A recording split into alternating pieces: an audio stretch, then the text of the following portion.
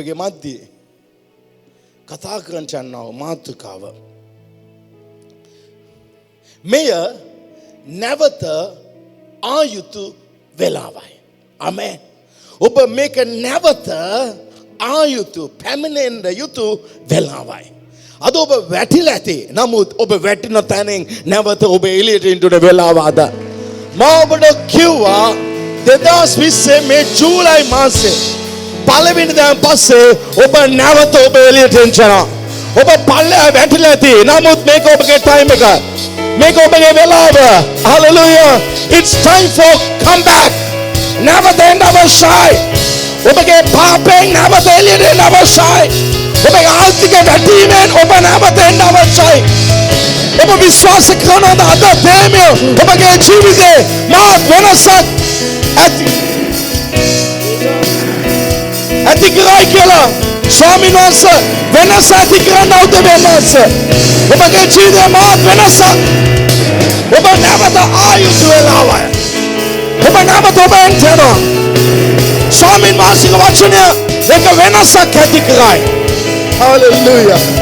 Hallelujah. වාඩි වෙන්න. උප්පත්ති 15 වෙනි පරිච්ඡේදය.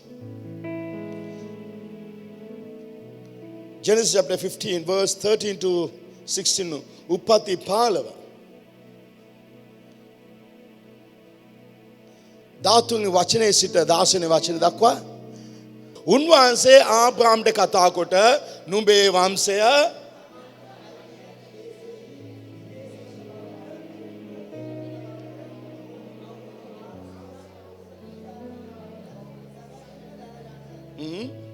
පීඩා විඳින බවින් සැබවින්. එන ඉස්සල ඔබට පීඩාව තියෙනවා. ලෝකේ නුඹලාට පීඩාවල් තිබේ. නමුත් ඊළඟ වචනේ තවද ඔවුන්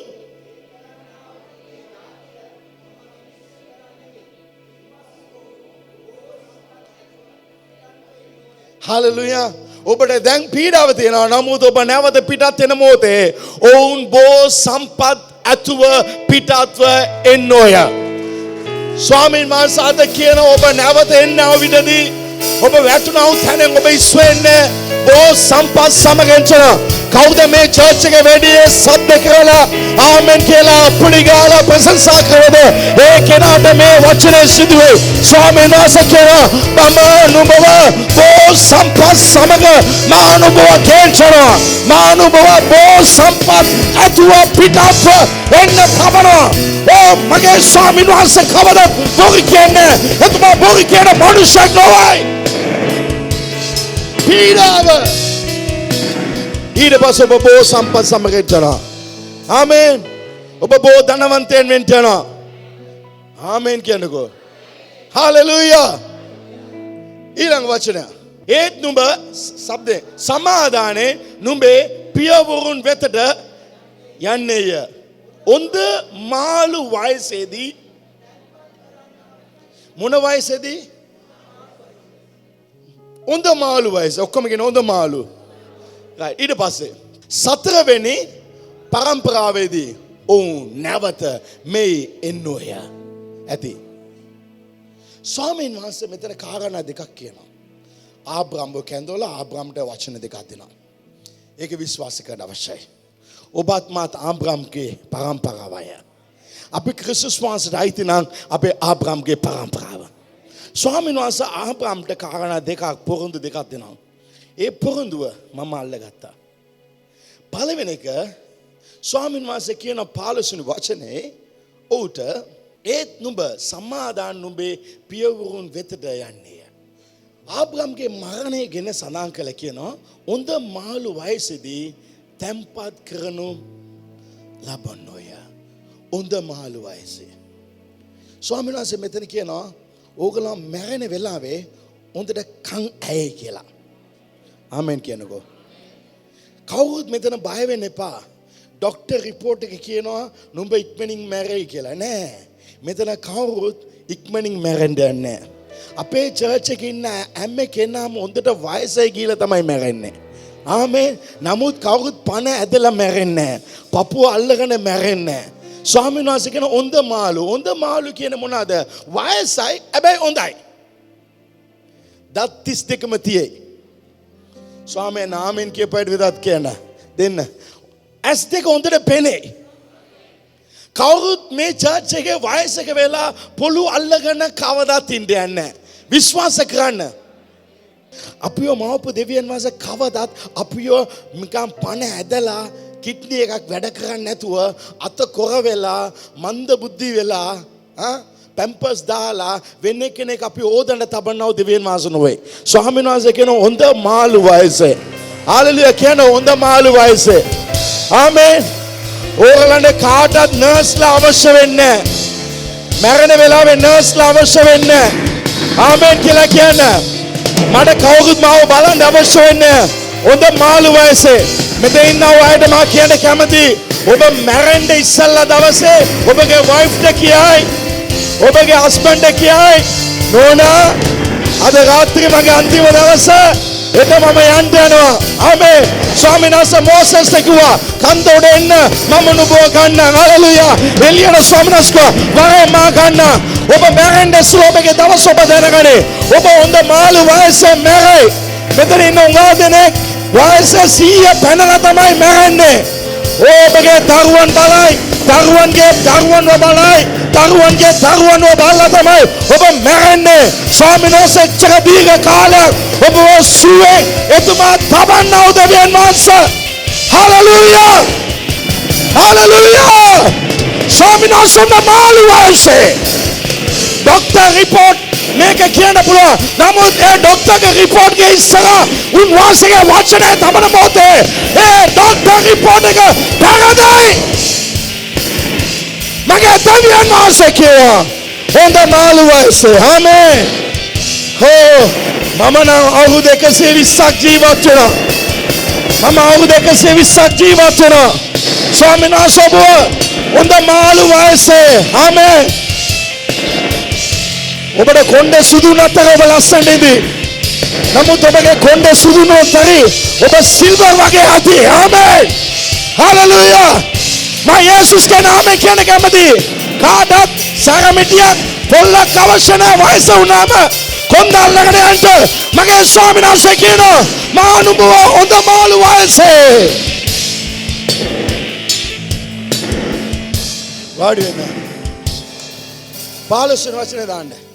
ඒ නුඹේ සමාදාන නුඹේ පියවරුන් වෙත යන්නේ හොඳ මාළු වයසේදී තැම්පත් කර. එහෙනම් ඕගලන්ට ඇක්සිඩන්ට් වෙන්නේ නැහැ. ඇක්සිඩන්ට් කවර් අවශ්‍ය නැහැ. ආමෙන් කියනකෝ. වචනේ විශ්වාස කරන්න. ආමෙන්. අපි ඇක්සිඩන්ට් වෙලා මැරෙන්නේ. අපි හොඳ වයසේ ස්වාමීන් වහන්සේ අපි හalleluya. නිකන් හරි මම මැරුණත් කිව්වත් යේසුස් පීඩයි නුඹ නිකන් අර දෙකට සුවසේ සැපතේ දෙක උන්වහන්සේ කියනවා නුඹගේ අතරවෙනි පරම්පරාව. අතරවෙනි 16 වචන දාලා දෙනවා. නුඹේ සතරවෙනි පරම්පරාව. මම නැවත සතරවෙනි පරම්පරාව. ඔවුන්ව මා නිදාස් කළා කියනවා. ඒ කියන්නේ නුඹගේ පරම්පරාව මිස්ර දේශේ වාල්කමේදී. නමුත් ඒ දරුවන් සුවසේ මම මෙතන බෝ සම්පත් සමග කියනවා. ඒකේ අදහස ස්වාමීන් වහන්සේ කියනවා නුඹගේ දරුවන් ගැන නුඹ වේදනාවටපත් වෙන්න එපා. මම නුඹගේ දරුවන් ආශිර්වාද කරනවා. ආමේන්. නුඹගේ දරුවන් සම්පත් සමග ජීවත් වෙන්න මා තබන්නව දෙවියන් වහන්සේ. දෙවියන් වහන්සේ ආබ්‍රහම්ට මේ වචන දෙකම දෙනවා. ඔබට හොඳ මාළු වයසේ. ගීතාවලි 91:16 සඳහන් කරලා තියෙනවා. Psalm chapter 91 verse 16 91:16 சங்கீதம் 91:14 சொல்லப்பட்டிருக்குது. With long life. දීර්ඝායුෂයෙන්. ආමේන්. විශ්වාස කරනද? දීර්ඝායුෂයෙන්. ඔබට දීර්ඝායුෂ තියෙනවා. දිග ජීවිතයක් තියෙනවා. ලොකු සේවයක් අපිට තිබෙනවා. ආමෙන්. එනිසා ඔබ මැරුණ ඔබගේ දරුවන් ගැන හිතන්න එපා. මම මේ දරුවන් වන්න මම නැවත ගේනවා. මොන වාතාවරණයේ වුන් සිටියත් ඇරේ මම පොරොන්දුනා වගේ වුන්ව නැවත ගේනවා. අද ඔබවට එළියට එන්න බැරි තත්වෙන් ඔබ වැටිලා ඉන්න පුළුවන්. ඔබේ වාතාවරණය ඉතා බරපතල වෙන්න පුළුවන්.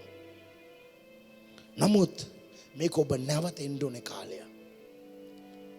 ඔබගේ වැටීම අත්හැරලා එන්න ඕනේ කාලය. ප්‍රශ්න ආවා කියලා ඔබ එළියට පයින් නරකයි. මගේ ජීවිතේ උගාක් ප්‍රශ්නවා.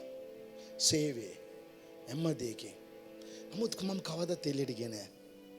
මම සේවය දාලා යන්නේ මිනිසෙකුත් නෙවෙයි. මම අන්තිමට ගදී වෙනවා සුදසා සේවය කරන කෙනෙක්. ඇයි ලෝකේ ලොකුම දේ සේවය තමයි. ආමෙන්. මෞතුම දේවනාසල් කරන සේවය. ඩොක්ටර් බිලි ග්‍රෑම් ඇමරිකාවේ ලොකු සුභාරංචකයෙක් ඉවැන්ජලිස්ට් වෙත ඇහුවා. එයාගේ මීටිමට මිලියන් ගණන් සෙනග ඉන්නේ. ඒ ඉවැන්ජලිස්ට් ගාව ඇහුවා ඔයා ඇමරිකා ප්‍රෙසිඩන්ට් වෙන්න බැරිද? ඇමරිකාවේ ජනාධිපති වෙන්න බැරිද? කැමති නැද? එයා කිව්වා මම ලොකු තනතුරේ ඉඳලා මේ වගේ පොඩි තනතුරකට යන්න කැමති නැහැ. ඒකේ අදහස සේවය අත්හැරලා වෙන දෙයක් කරන්න යනවා නම් ඒ කියන්නේ බැංකුවේ මැනේජර් කෙනෙක් බැංකුව මැනේජර් පෝස්ට් එක අත්හැරලා අතු ගහන්න යනවා වගේ. සේවයට වඩා උතුම් දෙයක් මේ ලෝකේ නැහැ.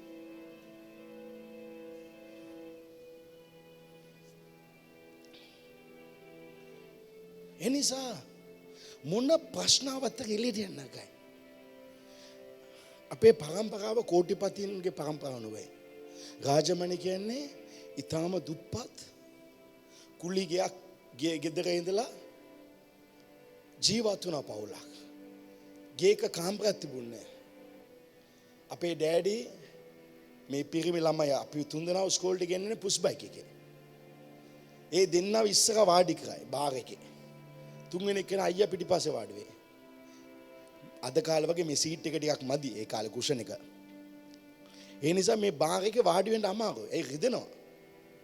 ඒතෝ ඩැඩිට එක දවසක් කිව්වා ඩැඩි මේ පොඩි සීට් එකක් දාලා දෙන්නකෝ. ඒතෝ ඩැඩි කිව්වා අර පොඩි සීට් එකක් දාලා දෙන්න. ස්කෝලේ පළවෙනියා වෙන්න ඕනේ. එතකොට මම දාලා දෙන්නම්. අපි ෆේල් වුණ ළමයින්ටම iPhone එකක් දෙනවා.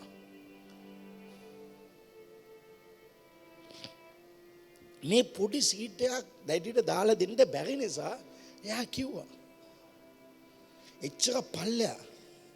හැබැයි රාජමණි ෆැමිලි එකම සල්ලි මුදුන දැක්කෙත් මමයි.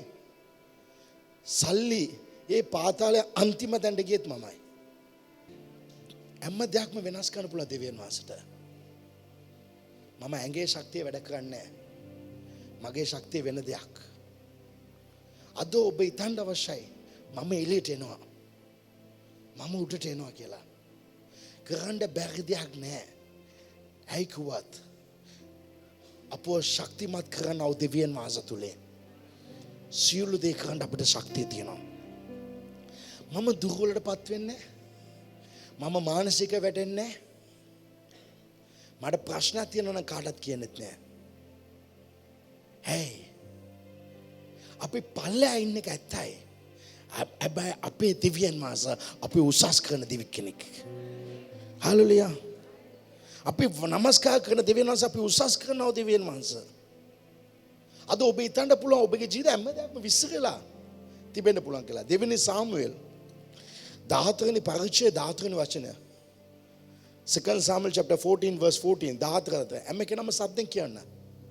කුමක්කේඳ බිම වැගුරුණ වතුර එකතු කරන්ට බැරුවක් මෙන් අප මරන් ඕනේය.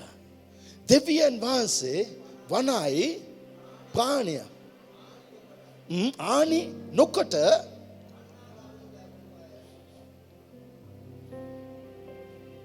ඒ වචනේ දාලා තියෙනවා කුමක්කේන්ද බිම වැගුරුණ වතුර එකතු කරන්ට බෑ.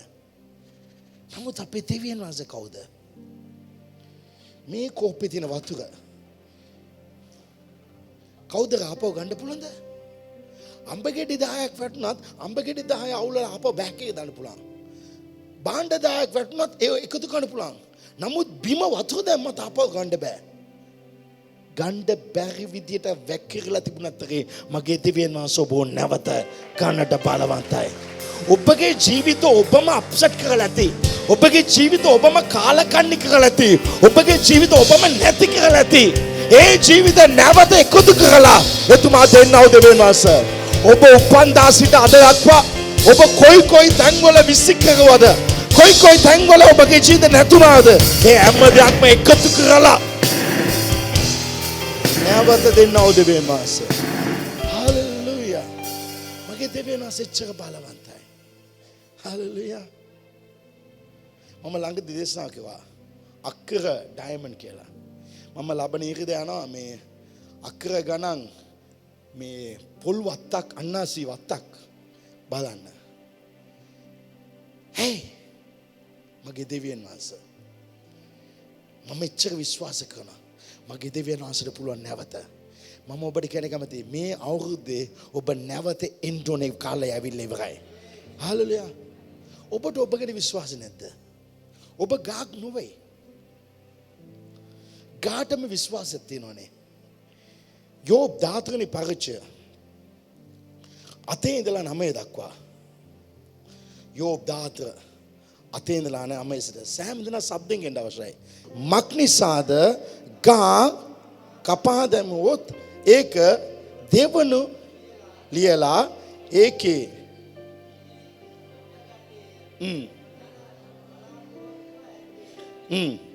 ඒකේ මුල ඕ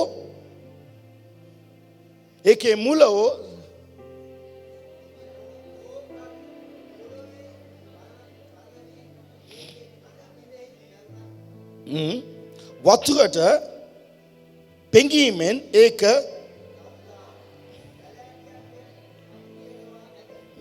අත්වෙන වචනේ සඳහන් කරලා මක්නිසාද ගා කපා දැමුවොත් ඒකේ දෙවනි ලියලා ඒකේ කිරිලි ගාට බලාපොරොත්තු තියෙනවා. ගා කපලා දාන්න ඒකේ නැවත දලු දලයි. ඒකේ මුල මැරිලා ඒකේ කඳත් වේල්ලා මැරිලා. නමුත් වතුරේ සුවඳට නැවත දලු දායි. කවුද ඒ වතුර?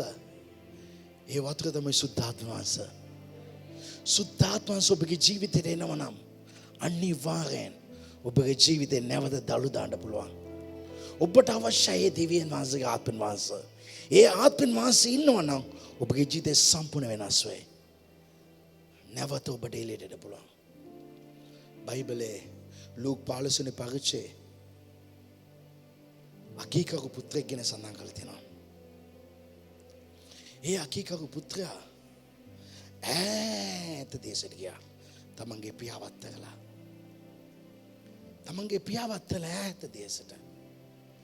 පියා ගාව තමයි ආශිර්වාද තියෙන්නේ. දැන් ඔය ඉන්නේ ඈත දුර දේශේ.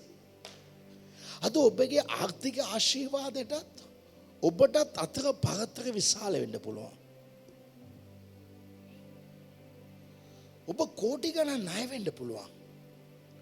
මේකෙන් එළියට එන්න මම සල්ලි ටික එකතු කරලා අම්බිකවත් තරේ පිටරට ගියත් අවුරුදු ගණනාවක් යයි කියලා හිතන්න පුළුවන්. එච්චර ඔබ ඈත ඉන්න පුළුවන්. නමුත් දෙවියන් වහන්සේ හැම දෙයක්ම තප්පර වෙනස් කරන දෙවියන් වහන්සේ. මේ අක්කීකරු පුත්‍රයා හැම දෙයක්ම නැති කළා. ඔහුගේ මිත්‍රයන් හැම දෙයක්ම ගියා. අන්තිමට ඌරු කොටුවේ ඌරු බලන්න වැඩක් සප්පාතුත් නෑ මුකුත් නෑ. මේ මොහොතේ උඩ බඩගින්න එන මොහොතේ උතුවා මගේ පියා ගාව කොච්චර අය හොඳට එනවද? මේ ලෝකේ හැම දෙයක්ම මායාවයි. අවසානයේදී සත්‍ය පියා විතරයි. දෙවියන් වහන්සේ සිටින එක සැබෑ දෙයක්. මම ජීවත් වෙන එක සැබෑ දෙයක්. අනිත් හැම දෙයක්ම බොරු මට නම්. ඒ නිසා මේ පියාවැර වෙන කිසි දෙයකින් අපේ ජීවිත ආශ්‍රය ජීවිතය ජීවත් වෙන්න බෑ. ඒක තමයි සත්‍ය. ඒ පියා සමග ජීවත් වෙන ජීවිත තමයි වැදගත්. ඔව් පියාගේ පැත්තට ඇරුණා. අද ඔබ ඇරෙන්න විතරයි තියන්නේ. හැම සැප පහසුකම් එක්ක ජීවත් වුණා. ඔව් පියාගේ පැත්තට ඇරුණා. මම පියා වෙත යනවා.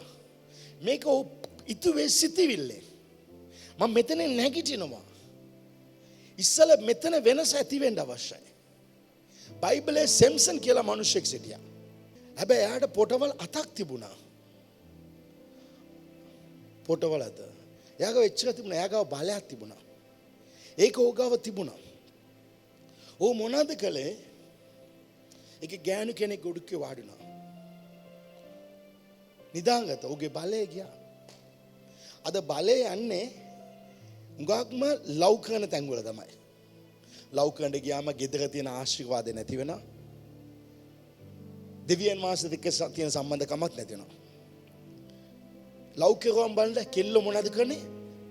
අම්මාලා තාත්තලාට වඩා අර කොල්ල කියන එක තමයි අහන්නේ. දැන් අම්මා තාත්තත් එක්ක කොයිදයි ගමනක් ගිහිල්ලා ඇති. උදාහරණයක් චර්ච් එකට ගියා ආවා කියලා. කොල්ලයි. තව කොයිද ඉන්නේ චර්ච් එකේ? තාම ගෙදරගෙන නේද? shopping ගිහිල්ලා ඇති අම්මත් එක්ක තාත්තත් එක්ක. තාම ගෙදරගෙන නේද? දැන් ඌ බොස් වගේ. අඩෝ උඹ බඳිනකම් විතරයි බොස්. බැන්දන් පස්සේ උඹ කොස් තමයි. හැබැයි මේකෙට මූලයක් නැහැ. ටග්ගල යන්. ඇයි එයාට ලයිෆ් එකේ නිදාසේ ජීවත් වෙන්න ඕන තැනේ නිදාස නැහැ. අද ආලේපෙත් නැති වෙන්නේ, සේවෙත් නැති වෙන්නේ, ජීවිතේ නැති වෙන්නේ මෙවැනි ලව් එක තමයි.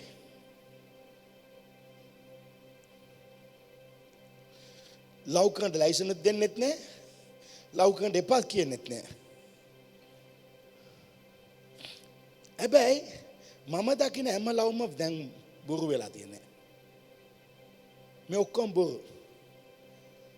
කවුරුත්ම ලව් කරගෙන ආත්මික ජීවිතේ දියුණු වෙන එක්කෙනෙක් මේ ලෝකේ නැහැ.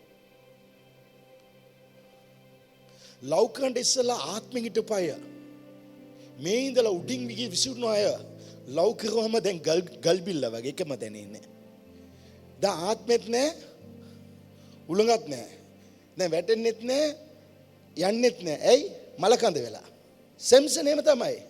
අන්තිමට ඔව් නැගිට්ටා. ඔගේ කොණ්ඩේ ගියා. ඌ හිතුව ඉස්සර වගේ බලෙන් ඉන්න පුළුවන් කළා. හැබැයි ඌ ගාව දේව අභිමුඛය ගියා. දැන් වර්ෂිප් කරනවා. දේව අභිමුඛය නැහැ. සේවය කරනවා. දේව අභිමුඛය නැහැ. වැඩ කරනවා. දේව අභිමුඛය නැහැ. ලයිෆ් එකේ සන්තෝෂයක් නැහැ. ජීවත් වෙන්නේ ටෙන්ෂන් එකේ. හැමදාම රිපෝට් දාන්න ඕනේ. මම ආවල් දෙක ඇවේ, ආවල් තැන ඉන්නේ, ආවල් තැනට ගියා, ආවල් වෙලාවට ආවා. ජීවිතේ සතුට නැති වෙලා. හැම දෙයක්ම නැති වුණා. නමුත් එක දවසක් මේ සෙම්සන් ගේ ඇස් දෙකත් උකුල්වා ගත්තා.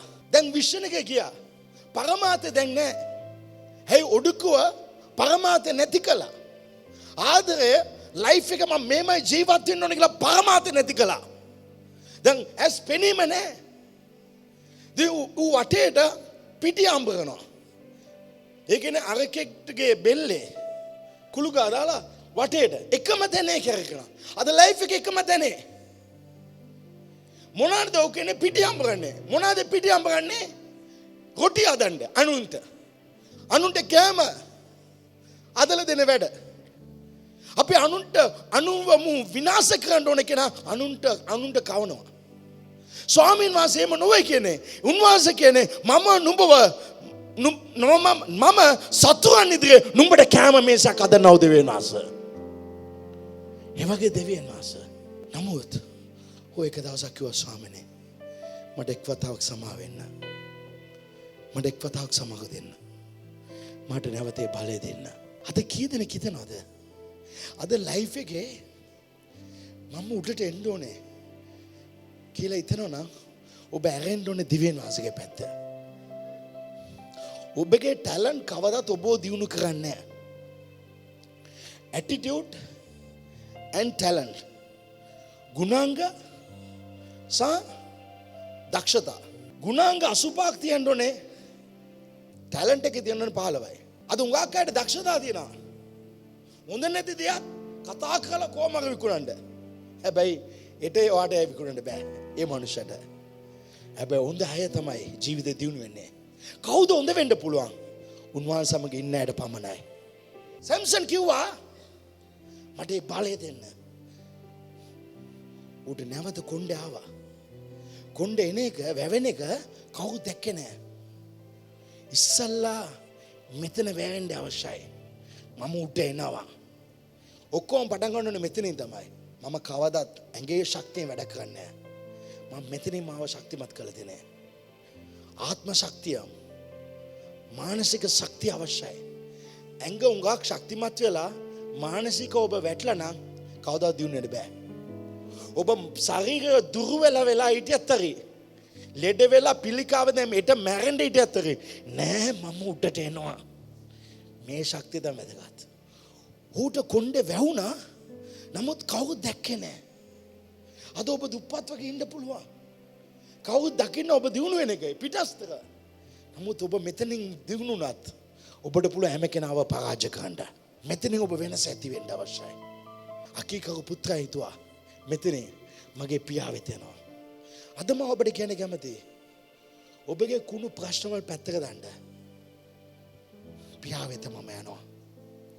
මාව මේ උඟක් භයංකර තත්වෙන් මාව මේ පොඩි දවස් වලින් ස්වාමීන් වහන්සේ වෙනස් කළා.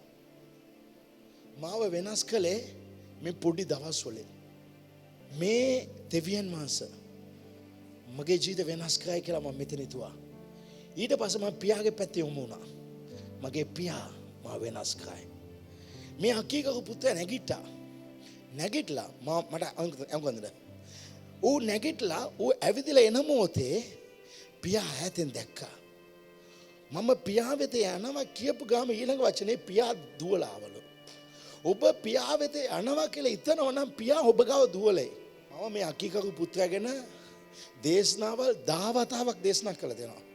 නමුත් කවදත් මම දේශනා කළත් නැහැ. මම ඉතුවෙත් නැහැ. ඇයි පියා දුවලා එන්න ඕනේ මූ ගාව? ඇයි ආවේ දන්නවද? ඌ පියාගේ ගේ ළඟ එන මොහොතේ එයාට ටික දුරෙන් පස්සේ එයාට එන්න බෑ. මම පිළිගන්නේ නැද්ද? උගේ ලැජ්ජාව. උගේ තත්ත්වය. ඒ නිසා පියා දුවලා ආවා.